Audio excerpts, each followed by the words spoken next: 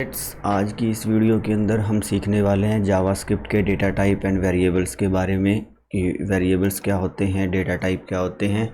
थोड़ा सा स्टार्टिंग में ये लेक्चर आपको थ्योरेटिकल रहेगा, बट हम एक रियल लाइफ की स्टोरी बना के इन सब चीज़ों को रिलेट करेंगे ताकि आपके माइंड के अंदर इसकी एक पिक्चर क्रिएट हो जाए और आपको ये बार बार रिमाइंड करने की नीड ना रहे हमको ये चीज़ क्या होती है। उन सब चीज़ों को हम एक रियल लाइफ के साथ एग्जांपल के साथ रिलेट करते हैं। तो हम पहले जो बात करने वाले हैं वो हम बात करने वाले हैं इसकी वीडियो के अंदर कि डेटा टाइप क्या होते हैं। किसी भी लैंग्वेज के अंदर जो बेसिक फर्स्ट चीज़ हमको पता होनी चाहिए कि वो लैंग्वेज किस किस तरीके के डेटा टाइप को सपोर्ट करती है, तभी उस लैंग्वेज को सीखेंगे और उससे ही हमको पता लगेगा कि क्या ये लैंग्वेज जो मैं प्रॉब्लम इस सॉफ्टवेयर से सोल्व करने जा रहा हूँ क्या उसको सोल्व करने के लिए कैपेबल है भी या नहीं। तो वेरी फंडामेंटल थिंग ही यही है कि डेटा टाइप के बारे में पता हो ताकि हम जो प्रॉब्लम सोल्व कर रहे हैं वो होगी या नहीं वो हमको यहीं से पता लगेगा।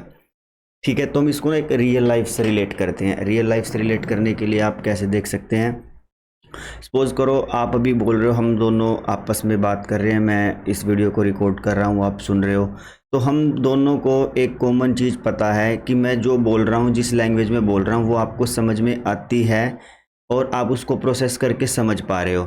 लेकिन ये सब लैंग्वेज बोलने के लिए मेरे को मिनिमम क्या क्या पता होना चाहिए था। अगर हम बात करें कि अल्फ़ाबेट्स का पता होना चाहिए था, A to Z तक का पता होना चाहिए था, राइट। और हम अगर बात करते हैं तो मेरे को 0 to 9 प्लस इनके कॉम्बिनेशन से आगे जो भी नंबर बनते हैं, चाहे वो फ्रैक्शन में हो या डेसिमल में है, उसमें भी ये काम कर सकता है। या आपकी जो मदर टंग हो सकती है, आप बोल सकते हो कि हिंदी टू इंग्लिश, जो भी आपकी मदर लैंग्वेज है, आप उसके अंदर आपको उसके बारे में पता होना चाहिए था। विच मीन्स अगर एक लैंग्वेज के अंदर हमको कोई काम करना है, एक दूसरे से बात करनी है, इन्फॉर्मेशन शेयर करनी है, तो इन सब चीज़ों का पता होना चाहिए भाई। A to Z का भी पता होना चाहिए, 0 to 9 का भी पता होना चाहिए, जो आपकी मदर टंग है उसका भी पता होना चाहिए, राइट। विच मीन्स अगर आपको ये पता है तो आप एक लैंग्वेज के थ्रू एक दूसरे से बात कर सकते हो। सेम चीज़ आपकी अप्लाई यहाँ पे होती है जावास्क्रिप्ट के अंदर कि जावास्क्रिप्ट के अंदर अगर आपको काम करना है तो उसके डेटा टाइप का भी पता होना चाहिए। जावास्क्रिप्ट के अंदर दो तरीके के डेटा टाइप होते हैं, एक प्रिमिटिव एक नॉन प्रिमिटिव। आज की इस वीडियो के अंदर हम जो बात करने वाले हैं वो प्रिमिटिव डेटा टाइप हैं। प्रिमिटिव डेटा टाइप के अंदर पहला ऑप्शन क्या आ रहा है, स्ट्रिंग। आप बोल सकते हो स्ट्रिंग का मीनिंग क्या होता है, आप बोल सकते हो कलेक्शन ऑफ करेक्टर। आप ये बोल सकते हो जो हमने अभी लिखा था इंग्लिश के लिए A to Z अल्फ़ाबेट्स का पता होना चाहिए। जब A to Z अल्फ़ाबेट्स का कम्बिनेशन हम बना लेते हैं तो उसके बाद जो इन्फॉर्मेशन निकल के आती है या जो वर्ड आपका बनता है उसको हम स्ट्रिंग बोल देते हैं। विच मीन्स अगर आपको कोई वर्ड बोलना है या अपनी प्रोग्रामिंग लैंग्वेज के अंदर कोई वर्ड टाइप करना है तो आप स्ट्रिंग का यूज़ करोगे। नंबर नेम से ही पता लग रहा है कि आप बोल सकते हो 0 to 9 के साथ जो कॉम्बिनेशन बनता है विद डेसिमल नंबर, वो जावास्क्रिप्ट के अंदर नंबर के फॉर्म में होता है। नेक्स्ट है बूलियन। आप सिंपल टर्म में कंप्यूटर में पता भी होगा 0 और 1 होता है, यहाँ पे हम इसको ट्रू और फॉल्स भी बोलते हैं, ये भी हो सकता है। अनडिफाइंड, किसी वेरिएबल की बाय डिफ़ॉल्ट वैल्यू क्या होती है, मैं आपको वेरिएबल क्या होते हैं उसके बारे में पता लगेगा। अनडिफाइंड और नल के बारे में हमने डिटेल में डिस्कस करेंगे। अभी जो हमारा फोकस है अभी हम वो इन तीन के ऊपर रखने वाले हैं कि स्ट्रिंग क्या होता है, नंबर क्या होते हैं, और नंबर के बाद आप देख सकते हैं बूलियन ट्रू और फॉल्स, या आपकी बूलियन वैल्यू कैसे स्टोर कर सकता है। विच मीन्स वो एक कोई भी सॉफ्टवेयर या कोई ऐसी प्रॉब्लम जिनको सोल्व करने के लिए आपको स्ट्रिंग की प्लस नंबर की प्लस बूलियन, इनसे प्लस अनडिफाइंड और नल, अभी हम इनके ऊपर नहीं बात कर रहे हैं, आप सिंपल रखते हैं इसको। इन तीनों से अगर कोई भी प्रॉब्लम सोल्व हो सकती है, जो आप प्रॉब्लम एक सॉफ्टवेयर से सोल्व करना चाहते हो, अगर आपको लगता है कि उसको सोल्व करने के लिए बस यही तीन चीज़ें चाहिए तो जावास्क्रिप्ट आपकी उस प्रॉब्लम को सोल्व कर सकती है। अगर आपको लगता है कि नहीं, जो मेरी प्रॉब्लम है वो इनसे अलग है, तो आप सिंपल आंसर बोल सकते हो कि जावास्क्रिप्ट के अंदर आपको वो सॉफ्टवेयर बनाने की ज़रूरत नहीं है, वो नहीं काम करेगा। तो ये वो बेसिक चीज़ें हैं जिससे मेरे को क्लैरिटी आती है कि क्या मेरी जो प्रोग्रामिंग लैंग्वेज मैंने सेलेक्ट की है, क्या वो पर्टिकुलर मेरी प्रॉब्लम को सोल्व करने के लिए बनी भी है या नहीं। इतना क्लियर है। मैं रिपीट करता हूँ, डेटा टाइप क्या होते हैं, एक आपकी लैंग्वेज जो काम करने के लिए क्या क्या चीज़ समझ सकती है, या इस लैंग्वेज को काम करने के लिए क्या क्या चीज़ों का पता होना चाहिए और किस किस तरीके की वैल्यू को प्रोसेस कर सकती है, वो सब चीज़ें हमको डेटा टाइप बताते हैं। यहाँ तक हमको क्लियर है कि डेटा टाइप क्या है। अब डेटा टाइप के बाद हम जो बात करते हैं ना, उसके बाद वो चीज़ें आती है वेरिएबल। वेरिएबल्स काफ़ी बंदों को कन्फ्यूज़न होते हैं कि क्या वेरिएबल्स और डेटा टाइप सेम होते हैं। नहीं, वेरिएबल और डेटा टाइप सेम नहीं होते। वेरिएबल डेटा टाइप को बताता है कि ये वेरिएबल किस डेटा टाइप का है। मतलब एक वेरिएबल आपने सिंपल टर्म में भी सोचा होगा ना, इस वेरिएबल के पास क्या वैल्यू है, विच मीन्स आपके सेंटेंस से आपको आंसर मिल रहा है ना कि इस वेरिएबल के पास क्या वैल्यू है, विच मीन्स ये एक वेरिएबल किसी भी एक पर्टिकुलर वैल्यू को होल्ड करता है। मैं आपको इसको एक पिक्चराइज फॉर्म में बताना चाहता हूँ, आपके माइंड में ये इमेज क्रिएट हो जाएगी। सपोज करो मैंने JS पेंट ओपन किया है और आप मान के चलो कि आपने ना, ये हमारी एक रैम है, राइट।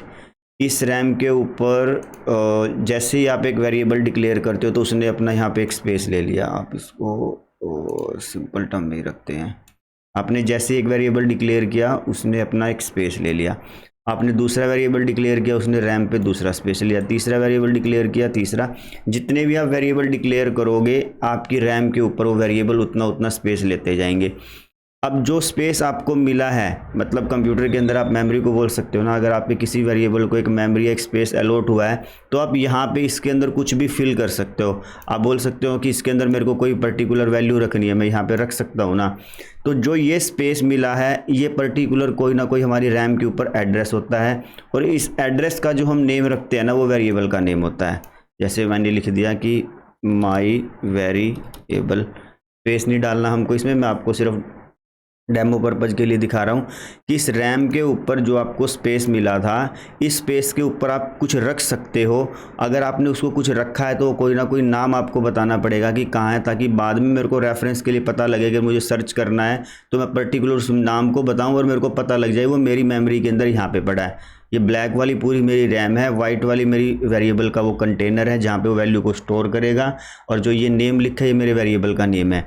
विच मीन्स आप जो एक वेरिएबल डिक्लेयर करते हो वो किस टाइप का होगा, डेटा टाइप उसको बताना पड़ेगा। स्ट्रिंग टाइप का है, नंबर टाइप का है, बूलियन टाइप का है। अगर आपने इस वेरिएबल को डेटा टाइप बताया है तो आपको ये समझ में आएगा, जो ये बॉक्स मेरे को मिला है, जो ये स्पेस मेरे को मिला है, इसके अंदर जो मेरे को वैल्यू रखनी है, ये वैल्यू किस किस टाइप की रख सकता है। ये वैल्यू नंबर टाइप की रख सकता है, ये वैल्यू स्ट्रिंग टाइप की रख सकता है, ये वैल्यू मेरे पास बूलियन टाइप की रख सकता है। अनडिफाइंड और नल के बारे में हम डिटेल में बाद में बात करेंगे।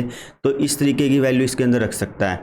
तो आप बोल सकते हो वेरिएबल क्या है, वेरिएबल एक कंटेनर है जो आपने डेटा टाइप बताए हैं, उस डेटा टाइप की किसी भी तरीके की वैल्यू को जो आपने बताया उसके अंदर यहाँ पे ये स्टोर कर सकता है।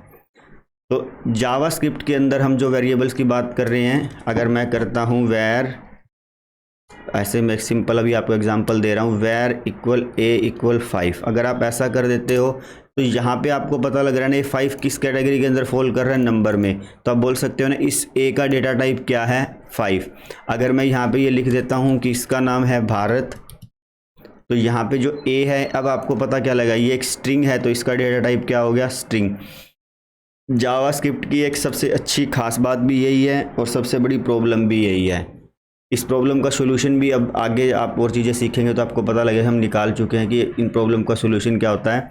बट अच्छी बात यह है कि जावास्क्रिप्ट के अंदर आपने अभी पीछे पहले कोई प्रोग्रामिंग लैंग्वेज सीखी होगी, C++, उसके अंदर आपको बताना पड़ता था कि जो ये वेरिएबल है ये इंटीजर टाइप का है, फ्लोट है, कैरेक्टर है, डबल है, लॉन्ग इंट है, डबल है, वो सब चीज़ें आपने वहाँ पे बतानी पड़ती है। लेकिन जावास्क्रिप्ट के अंदर ये सब बताने की ज़रूरत नहीं है। आप सिर्फ एक वेर लिखो, वेर लिखने के बाद आप उसको वैल्यू असाइन कर दो, जावास्क्रिप्ट अपने आप डिटेक्ट कर लेगी कि इसका डेटा टाइप स्ट्रिंग है या नंबर है या क्या है। आपको पुरानी जो लैंग्वेज थी उसके अंदर अगर आपको नंबर टू फ्लोट में या किसी और में कन्वर्ट करना था तो टाइप कास्ट करना पड़ता था, यहाँ पे सेल्फ टाइप कास्ट हो जाता है।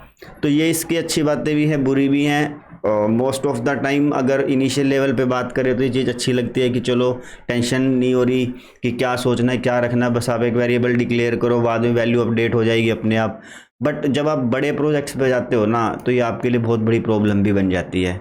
इस प्रॉब्लम का सोल्यूशन भी हम निकाल चुके हैं, टाइप स्क्रिप्ट आ चुकी है जो ये सारी चीज़ें आपके लिए सोल्व कर देती है। हम इसके बारे में आगे वाली वीडियोस के अंदर बात करेंगे, बट अभी सिर्फ हम इतना ही देख रहे हैं कि जावास्क्रिप्ट के अंदर वेरिएबल्स कैसे काम करते हैं। तो अब इसी के अंदर हम प्रैक्टिकली बात करते हैं कि ये चीज़ें कैसे काम करेगी। हमने कल भी जो एक सेक्शन वीडियो के अंदर देखा था, लास्ट वीडियो के अंदर, कि हम इंस्पेक्ट के अंदर डेवलपर टूल्स के अंदर कंसोल के अंदर जाके अपना काम करते हैं, या फिर एक मैंने आपको ट्रिक बताई थी कि आप यहाँ पे अपनी स्निप्ट फाइल जो हमने कल लास्ट वाली वीडियो में बना के रखी थी वो अभी तक रखी हुई है, आप फाइल सेव करके रख सकते हो, आपकी फ़ाइल गुम नहीं होती है, आप बोल सकते हो कि लॉस्ट नहीं होती है। तो आप यहाँ पे अगर मैं करता हूँ कि मैंने लिखा एक जो तरीका हमने बताया था वैर, और वैर के अंदर मैंने लिखा ए और उसको मैंने क्या वैल्यू असाइन कर दी 5, राइट। मैं एंटर प्रेस करता हूँ और मैं आपने लास्ट वीडियो में हमने सीखा था अलर्ट करना, ऐसे ही अगर अलर्ट के अंदर तो ब्राउज़र के अंदर वो प्रोसेस को रोक देता है, आपको ओके प्रेस करना पड़ता है।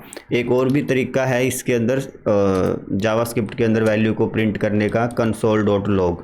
आप यहाँ पे ए लिख दीजिए सेमीकोलन, और यहाँ पे जब आप इसको रन करोगे तो ये आपको दिखा देगा कि इसकी वैल्यू क्या आई है 5। अब अगर मैं इसी ए को यहाँ पे ये करता हूँ, ए को मैंने यहाँ पे अब ये क्या कर दिया और इसकी वैल्यू मैंने क्या कर दी भारत, जो हम लास्ट पे बात कर रहे थे। और अब मैं कंसोल करूँगा तो क्या होगा, अब मैं कंसोल करता हूँ ए को तो क्या होता है, अब आप अगर इसको रन करोगे तो पहले क्या प्रिंट आएगा 5, फिर उसके बाद क्या प्रिंट आया भारत, विच मीन्स जो लास्ट वाली वैल्यू असाइन थी ना वो डेटा टाइप हो गया है ए का। अब यहाँ पे सबसे बड़ी प्रॉब्लम ये है कि यार कितना बड़े कोड के अंदर आप क्या क्या चीज़ों का ध्यान रखोगे। आपको अगर इनिशियल लेवल पे, आप ओवर द टाइम तो जब एक्सपीरियंस होगा तो आप वेरिएबल को देख के ही बता दोगे कि इसकी वैल्यू क्या है, बट अगर आपको इनिशियल स्टेज पे नहीं पता लगता तो जावास्क्रिप्ट ने आपको एक ऑपरेटर दिया है जो आपको ये बता देता है कि एक्चुअल में इसका काम क्या है। आप यहाँ पे कंसोल लॉग करवा लो टाइप ऑफ ए, ये एक बहुत बड़ी चीज़ है जो आपको एक्चुअल में आपकी प्रॉब्लम सोल्व कर देगा। अगर आपको नहीं पता लग रहा है कि इसका डेटा टाइप क्या है तो आप टाइप ऑफ लिखो, उसके बाद उसका वेरिएबल का नेम लिखो और एंटर, आपको ये नीचे बता देगा कि इसका डेटा टाइप क्या है। आपने यहाँ पे इसको रन किया, रन करने के बाद इसने क्या बता दिया, इसका टाइप ऑफ क्या है स्ट्रिंग। स्ट्रिंग क्यों है, क्योंकि आपने यहाँ पे भारत लिखा है। अगर मैं इन दोनों लाइंस को कमेंट कर दूँ या डिलीट कर दे रहा हूँ, अगर मैं अब इसको रन करता हूँ तो आपको लगता है अब क्या आएगा, अब क्या आ रहा है नंबर, क्योंकि आपने इसको क्या असाइन किया है 5। विच मीन्स अगर किसी वेरिएबल के डेटा टाइप के बारे में पता लगाना है तो टाइप ऑफ ऑपरेटर भी यहाँ पे काम करता है। अब यहाँ पे मैं आपको ये दोनों तीनों लाइनें थोड़ी डिटेल में एक्सप्लेन कर देता हूँ। अभी तो सिर्फ मैं आपको एक एग्जांपल दिखा रहा था कि वेरिएबल कैसे काम करता है और है क्या। ये वैर लिखा है, ये हमारा एक कीवर्ड है जो यहाँ पे लिखा है, ये हमारा एक कीवर्ड है जो ये बताता है जावास्क्रिप्ट को कि एक ए नाम से वेरिएबल डिक्लेयर कर दे। ए नाम से वेरिएबल डिक्लेयर कर दे मतलब यहाँ पे इस ए के लिए एक स्पेस रिजर्व कर दे। ये स्पेस रिजर्व करने के बाद एक इक्वल का ऑपरेटर हमने यहाँ पे लिखा है, इसी ब्राउज़र में ये है।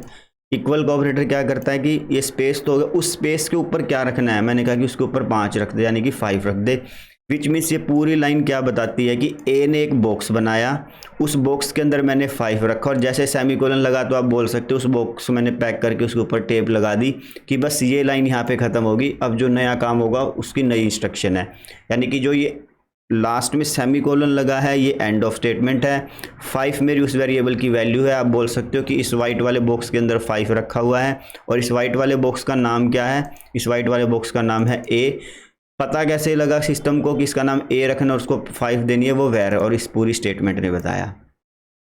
इतना क्लियर है, ठीक है। तो अभी आपको एक सिंपल एक्सरसाइज करनी है जो मैंने अभी आपको यहाँ पे प्रिमिटिव डेटा टाइप बताया ना, एक वेरिएबल डिक्लेयर करना जिसकी वैल्यू स्ट्रिंग हो, एक ऐसा वेरिएबल डिक्लेयर करना जिसकी नंबर हो, एक ऐसा वेरिएबल डिक्लेयर करना जिसकी बूलियन हो, एक ऐसा वेरिएबल डिक्लेयर करना जिसकी कोई वैल्यू ही नहीं है। जैसे मैं अगर आपको यहाँ पे बताऊँ, मैंने यहाँ पे वैर किया और उसका नाम दिया बी एंड सेमीकोलन। अगर मैं अब यहाँ पे टाइप ऑफ बी करता हूँ क्या प्रिंट होगा, आप इसको कंसोल करवा लो, आपको थोड़ा सा भी ईजी हो जाएगा, शॉर्टकट्स बाद में सीखेंगे। मैंने यहाँ पे लिखा टाइप ऑफ बी, आपको क्या लगता है इसकी वैल्यू क्या आएगी, इसका बी का डेटा टाइप क्या है। ए का तो हमने 5 दे दिया था, अगर स्ट्रिंग दिया था तो स्ट्रिंग होगा। मैंने बी को तो कोई वैल्यू असाइन की नहीं, वैल्यू असाइन नहीं की तो आपको क्या लगता है इन दोनों में से कौन सा आएगा, अनडिफाइंड आएगा या नल आएगा, क्या आना चाहिए। रन करते हैं, क्या है इसका डेटा टाइप अनडिफाइंड। अनडिफाइंड का मतलब क्या है कि इसको स्पेस तो मिल गया, अभी इसके ऊपर कोई भी वैल्यू सेट नहीं है। नल हम फोर्सफुली सेट करते हैं, नल और अनडिफाइंड सेम चीज़ नहीं है, नल और अनडिफाइंड दोनों अलग अलग चीज़ होती हैं। अनडिफाइंड किसी भी वेरिएबल की बाय डिफ़ॉल्ट स्टेट होती है। नल हम उस वेरिएबल को ये बोल देते हैं कि इसकी बाय डिफ़ॉल्ट स्टेट को ओवरराइड कर दे, उसकी वैल्यू को मैं नल सेट कर दिया है। अभी मुझे नहीं पता मैं इसमें क्या वैल्यू सेट करूँगा, बट ओवर द टाइम जैसे जैसे मेरी नीड आएगी तो मैं इसके ऊपर वैल्यू सेट कर लूँगा। तो अनडिफाइंड और नल के अंदर डिफरेंस होता है, ये दोनों सेम नहीं होते। अभी आज की वीडियो के अंदर हम सिर्फ इसी के बारे में सीखने वाले थे कि स्ट्रिंग नंबर और बूलियन क्या होता है। कल जो हमारी नेक्स्ट वीडियो आएगी उस वीडियो के अंदर हम वेरिएबल्स के यूज़ करके एक सिंपल प्रोग्राम बनाने वाले हैं, एक सिंपल एक्सरसाइज बनाने वाले हैं जो आपको एक्चुअल में रियल टाइम में प्रॉब्लम को कैसे सोल्व करने में हेल्प करेगा उसके बारे में बताएगा। Thank you.